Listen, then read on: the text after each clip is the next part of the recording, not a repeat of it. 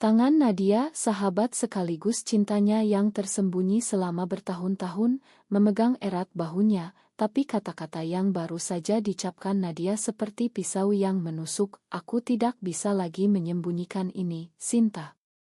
Aku mencintaimu lebih dari sekadar teman. Suara petir menyambar, dan Sinta mundur selangkah. Matahari hatinya gelap oleh bayang-bayang norma masyarakat Indonesia yang konservatif, di mana cinta seperti ini dianggap dosa besar.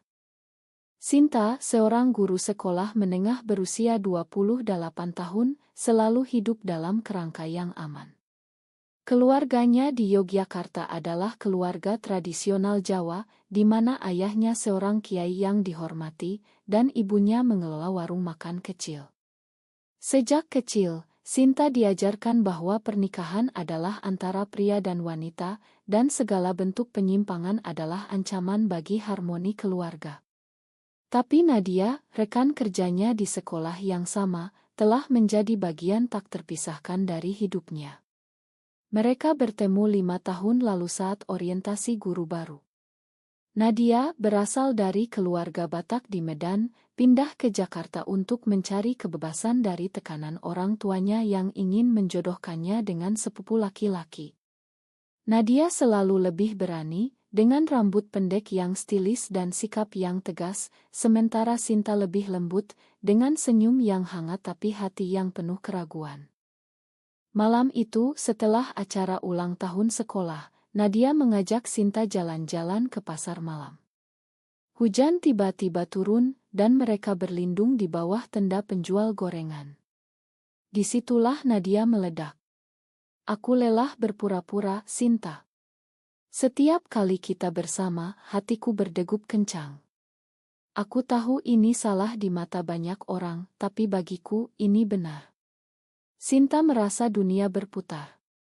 Dia ingat bagaimana dia selalu merasa nyaman dengan Nadia, bagaimana sentuhan tangan Nadia membuatnya merasa hidup, tapi dia juga ingat ceramah ayahnya tentang penyakit barat yang merusak moral bangsa. Apa yang akan terjadi pada keluargaku jika mereka tahu, gumam Sinta dalam hati.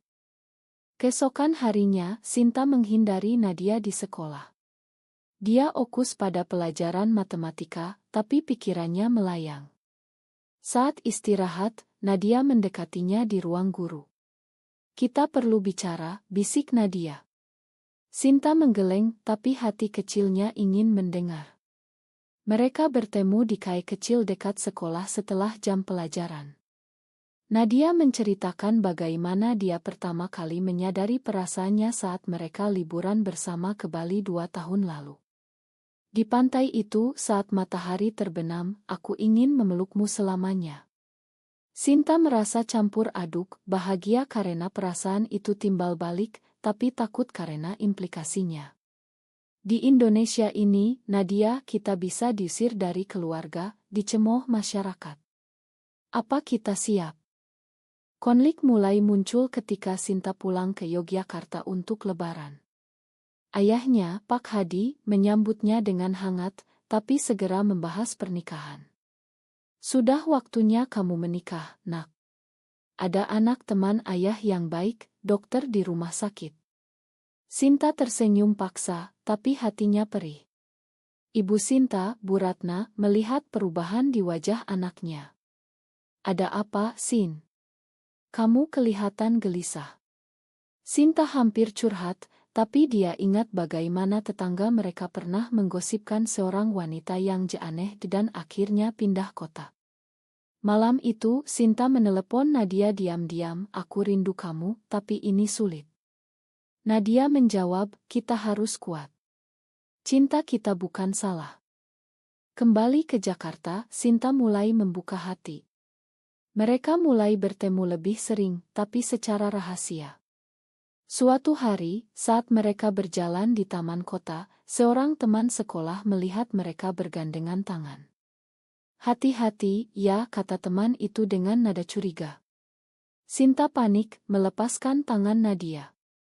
Nadia terluka, kenapa kamu malu dengan kita? Pertengkaran pertama mereka terjadi. Sinta menangis, aku takut kehilangan segalanya. Nadia memeluknya, tapi kalau kita sembunyi selamanya, apa bedanya dengan tidak bersama? Tekanan semakin meningkat ketika ayah Sinta datang ke Jakarta tanpa pemberitahuan.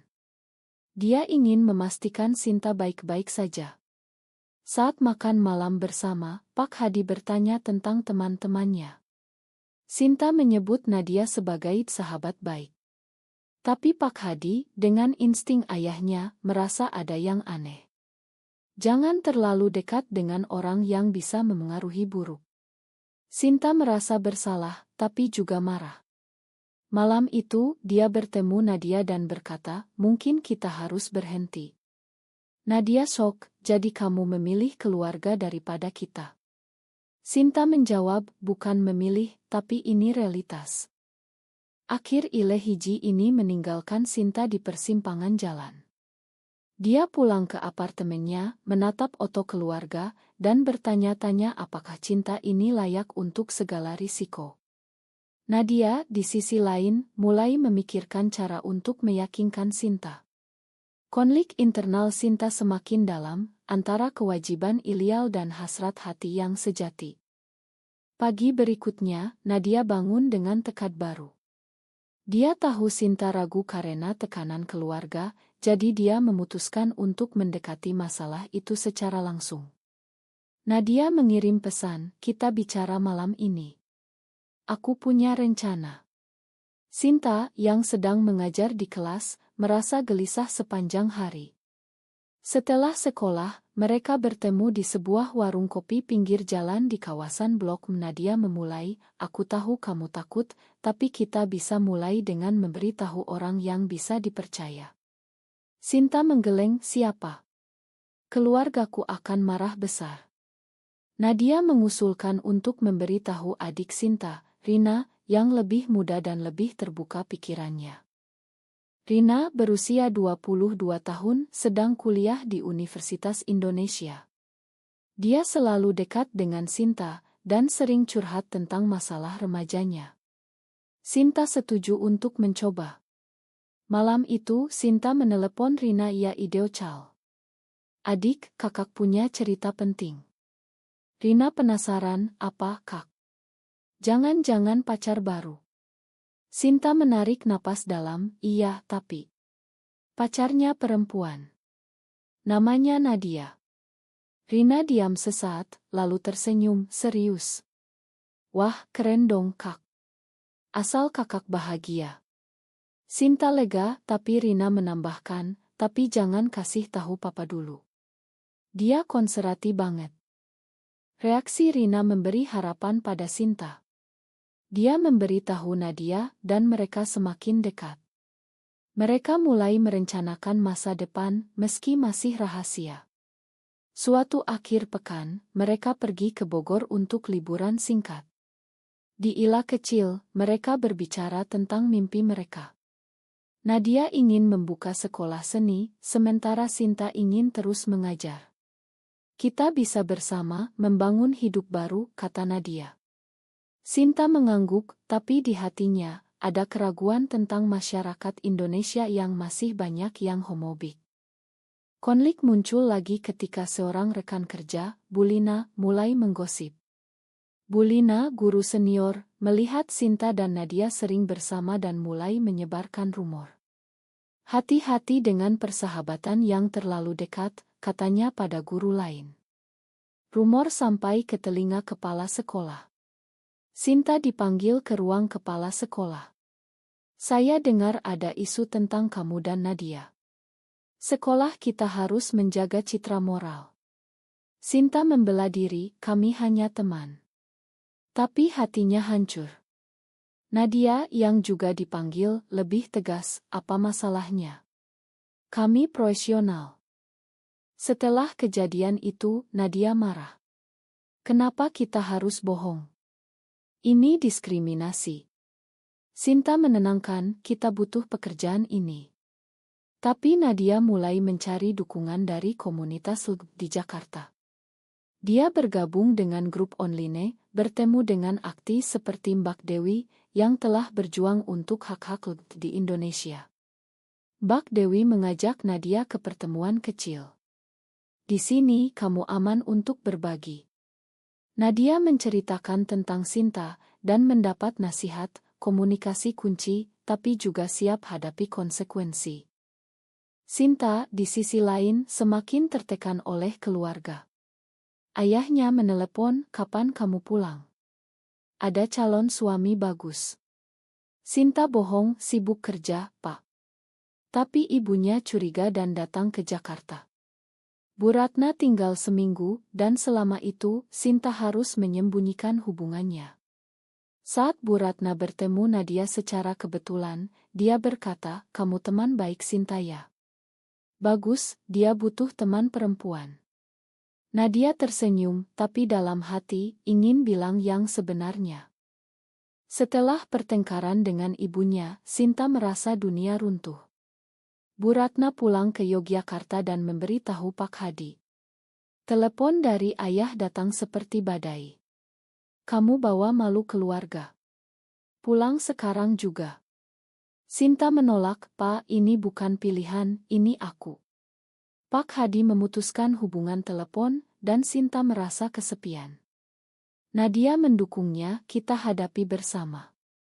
Mereka memutuskan untuk hidup bersama di apartemen Sinta, meski masih rahasia. Di sekolah, rumor semakin parah. Beberapa orang tua siswa mengeluh, "Guru seperti itu bisa memengaruhi anak kami." Kepala sekolah memperingatkan, "Kalau ini benar, kalian bisa dipecat." Nadia memilih mundur, "Saya tidak mau sembunyi lagi." Sinta shock, "Jangan tinggalkan aku." Nadia menjawab, "Ini untuk kita. Aku akan cari kerja baru." Nadia pindah ke Ngoyang mendukung Hakult, di mana dia bertemu lebih banyak orang seperti dirinya. Sinta sendirian di sekolah, merasa terisolasi. Teman-temannya menjauh, kecuali 1-2 yang diam-diam mendukung. Suatu hari, dia mendapat undangan dari Rina untuk datang ke acara kampus. Di sana, Rina memperkenalkan Sinta pada kelompok diskusi tentang gender dan seksualitas. "Kak, di sini aman." Sinta mulai membuka diri, berbagi ceritanya. Reaksi positif dari mahasiswa muda memberinya kekuatan. Tapi konflik keluarga belum selesai. Pak Hadi datang ke Jakarta dengan Rina. Mereka bertemu di hotel. Pak Hadi marah, "Ini penyakit, bisa disembuhkan." Sinta menangis, "Pak, ini bukan penyakit. Aku mencintai Nadia." Rina membela, "Pak, aman sekarang beda. Biarkan kakak bahagia." Pak Hadi terdiam, tapi hatinya keras. Dia pergi dengan kata-kata, "Kalau kamu pilih itu, jangan anggap aku ayahmu lagi." Nadia mendengar ini, merasa bersalah. "Mungkin aku yang salah mendorongmu." Sinta memeluknya, "Tidak, ini pilihan kita." Mereka mulai menghadapi masyarakat lebih berani. Nadia mengajak Sinta ke acara Pride kecil di Jakarta, meski masih underground karena hukum Indonesia. Di sana mereka bertemu korban diskriminasi, seperti seorang wanita yang diusir keluarga. Cerita itu membuat Sinta sadar betapa beruntungnya dia masih punya Rina. Konflik memuncak ketika mantan calon suami Sinta, Andi, datang. Dikirim oleh Pak Hadi, Andi mencoba meyakinkan Sinta. "Ini AC saja, Sinta. Kita bisa nikah dan bahagia." Sinta menolak, "Aku tidak bisa bohong pada diriku." Andi marah, "Kamu hancurkan harapan orang tua." Pertemuan itu berakhir buruk, dan Andi memberitahu media lokal tentang skandal guru lesbian. Berita menyebar di media sosial. Sinta dan Nadia menjadi target hate speech. Komentar seperti "haram" dan "pengaruh barat" membanjiri. Sinta depresi, "Mungkin kita salah." Nadia kuat, "Tidak, mereka yang salah. Kita lawan." Mereka mendapat dukungan dari komunitas, tapi juga ancaman. Suatu malam, batu dilempar ke jendela apartemen mereka. Di Yogyakarta, Sinta dan Nadia tiba di rumah keluarga. Pak Hadi membuka pintu dengan wajah dingin. Kamu bawa siapa ini? Sinta menjawab, ini Nadia, pasanganku. Bu Ratna menangis di belakang, kenapa kamu lakukan ini? Mereka duduk di ruang tamu, suasana tegang. Pak Hadi ceramah tentang agama dan adat Jawa. Cinta seperti ini melawan Tuhan. Nadia membela, Bu Pa, cinta adalah anugerah Tuhan, tak peduli bentuknya. Rina hadir, mencoba mediasi. Pa, ingat Kak Sinta selalu anak baik. Jangan buang dia karena ini. Pak Hadi marah, ini bukan anakku lagi. Sinta hancur, Pa, aku tetap anakmu. Pertengkaran berlangsung berjam-jam, dengan air mata dan kata-kata pedas. Akhirnya, Pak Hadi keluar rumah, meninggalkan mereka. Bu Ratna lebih lunak, bicara dengan Sinta sendirian. Aku takut kamu menderita, nak. Sinta menjelaskan perasaannya, Ma, dengan Nadia aku merasa utuh. Bu Ratna pelan-pelan memahami, meski sulit. Beri waktu pada Papa. Nadia dan Sinta pulang ke Jakarta dengan harapan kecil. Di Jakarta, situasi memburuk. Sekolah memecat Sinta karena tekanan orang tua. Ma, tapi citra sekolah. Sinta jobless, depresi mendalam.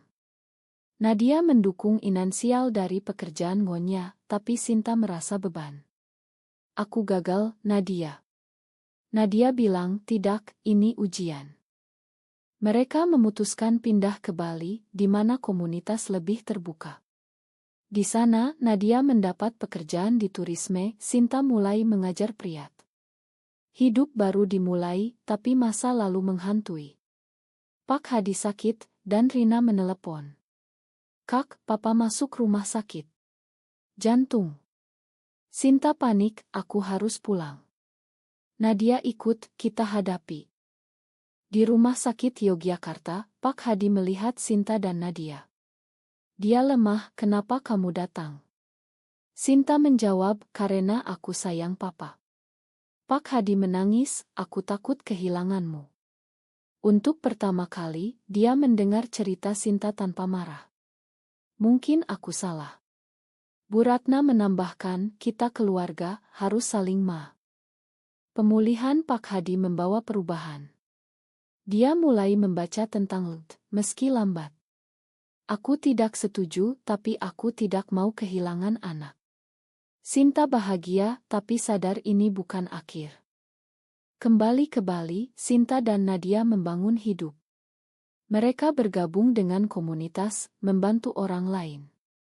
Tapi ada pengkhianatan, seorang teman dari Ngo membocorkan cerita mereka ke media untuk sensasi. Berita lagi-lagi menyebar, membawa ancaman baru. Hidup di Bali memberi kedamaian sementara bagi Sinta dan Nadia. Mereka tinggal di rumah kecil dekat pantai, di mana angin laut menyapu kekhawatiran.